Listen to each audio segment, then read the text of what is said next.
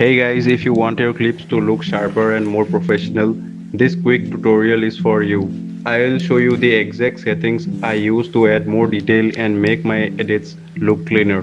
First, create a new adjustment layer and place it above your clip. Now add S Sharpen and BCC film grain to the adjustment layer.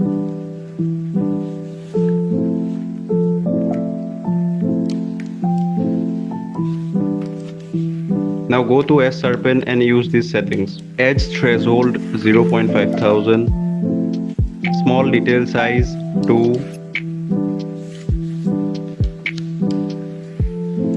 scale small details 2.5, scale medium detail 1.5, scale large detail 1. Next go to BCC film grain and change just one setting.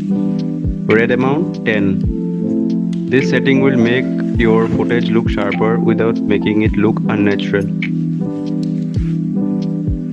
Now press Ctrl M, output module, QuickTime, then hit render and let it export.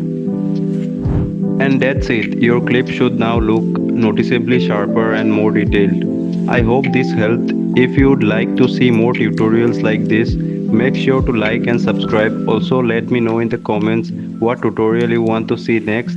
Thanks for watching and I will see you in the next edit.